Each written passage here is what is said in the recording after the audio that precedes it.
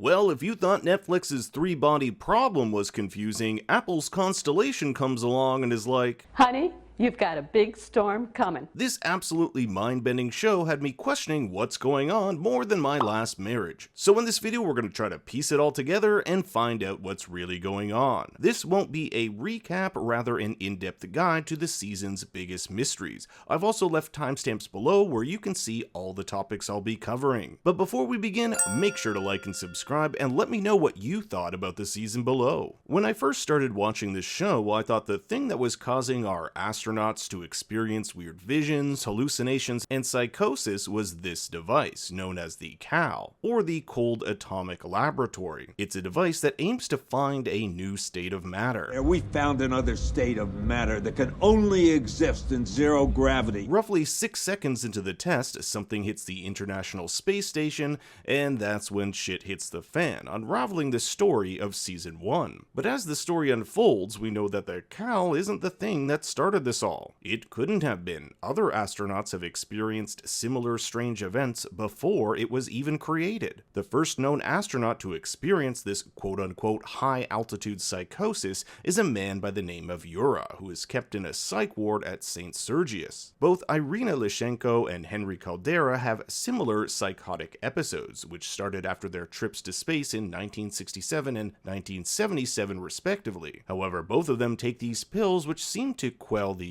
episodes. Throughout the season, we'll learn that hundreds of astronauts have experienced mental health problems and that Irena here is at the helm of covering it up. But if astronauts are suffering because of something up in space, why cover it up? Well, if it wasn't covered up and word got out about the dangers in space, it would jeopardize Irena and Henry's chances of finding answers. Both of these former astronauts experienced an event which hints at the existence of two parallel timelines, two worlds that exist side by side yet apart. In one timeline, Irena makes it back to Earth safe and sound, but in the other, her capsule breaks up and she dies in space. Things are a bit different for Henry. In one timeline, he's seen as a hero, saving his two fellow astronauts during an accident on Apollo 18. In the other, he survives, but his two crewmates die, leading him to spiral into alcoholism. Henry believes some sort of force they cannot see is the cause of this, hence why he builds the CAL to search for this mysterious hidden matter. In episode 1, he tells Irena how important this is for them in finding answers. That can make a difference to everything.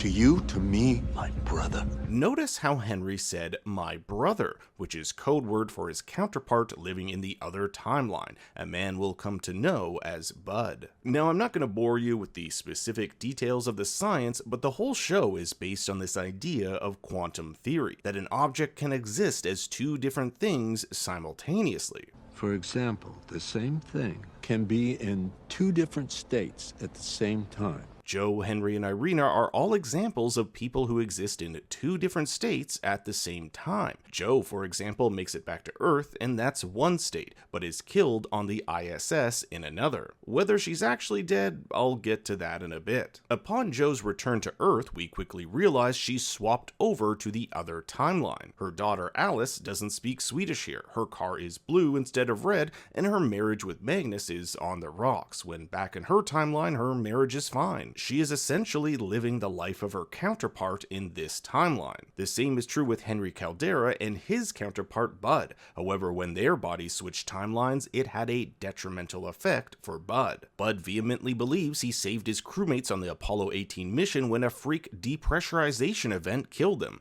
but when the timelines switched, he was left with the dead bodies from Henry's timeline. Now people think he's some sort of crackpot and potentially even responsible for their deaths. Understandably, Bud wants to get back to his timeline, the one where he's perceived as a hero, and that's exactly what happens as Season 1 nears its end. But what causes these switches? It's possible the CAL may play some role in it, as Jo and Paul's switch occurred while it was being tested. But as I previously noted, the CAL wasn't present with the switches of Irena and Henry. When Bud makes it back to his original timeline, he destroys the CAL, believing it could bring him back to the prison which was his alternate timeline. There are two things that link every astronaut that has switched. One, they've all been to space, and two, the switch occurred during a moment of extreme trauma. For Jo and Paul, it was the incident on the ISS. For Henry, the accident on Apollo 18, and Irena, the malfunction of her capsule upon re-entry into Earth. The series also brings up this concept of liminal space, in which the barrier between these two timelines is weakest. You need to go to a liminal place, somewhere between places. It's a very liminal age. What do you mean with liminal?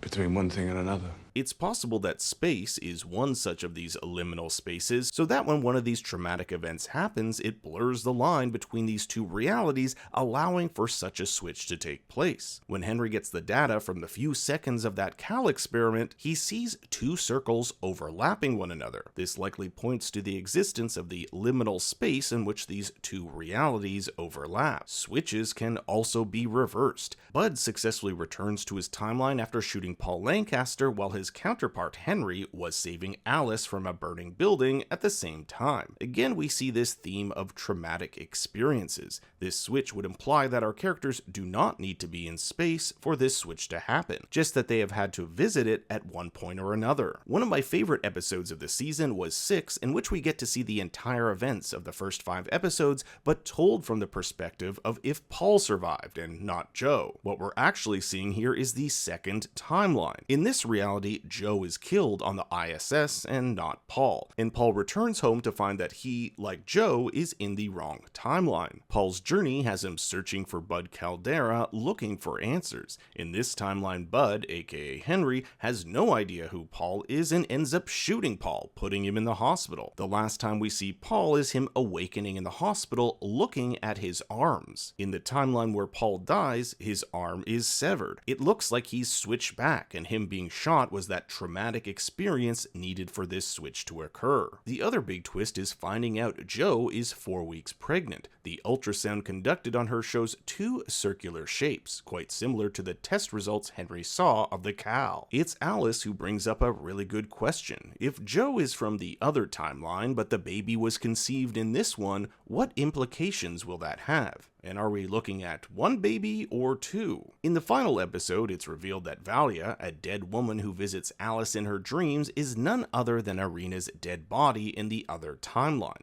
It begs the question whether the quote-unquote dead bodies of characters who have switched are dead at all. Is Alice merely dreaming, or can this being actually contact her even though it's dead? Remember that quantum theory states something could be 2 things at once, so why not simultaneously alive and dead? It might explain how both Paul and Jo escaped the ISS even though the bolt mechanism malfunctioned. This required someone on the other end to unlock it, and in both instances we see a floating female figure in the ISS window. Both Dead Jo and Dead Valya exist in a liminal or superposition state. They are 2 things at the same time. In this season's final shot, the Jo who supposedly died is somehow alive, grabbing the iPad the other Jo used to leave a message to Alice. This will confirm to Dead Jo that another version of her exists. Throughout the season, Irena has been essential in covering up the mental health issues the astronauts are experiencing. But the revelation that Henry has been taken over by Bud, combined with Jo's weird ultrasound, it convinces her that something must be done. She sends an email to all the astronauts asking if they've experienced any issues, so it looks like Irena is changing her outlook on things. The season ends with Jo accepting the fact that this is her life. She cannot change what has been done, so why not make the best of it? Alice needs a mum and she needs an Alice. Why not be there for each other? We, however, know that it can be undone. Bud has proven that. However, in Jo's case, her counterpart is supposedly dead. With a potential season 2, there are a lot of things that could throw a wrench in this seemingly happy ending. We have Henry trapped in the other timeline, Paul now in this one, and that floating half-dead, half-alive corpse of Jo in space. I wonder if there's anything she can do with that iPad, since it was also used to communicate with Alice down on Earth. Answers to these questions, however, will have to wait for season 2. But now I want to hear what you thought of Constellation. Make sure to leave your thoughts and theories in the comments below. Thanks for watching, be sure to like and subscribe, and for more bad takes, you can follow me on Twitter and Instagram at ThinkStoryYT. Until next time, remember, Daddy loves you very much.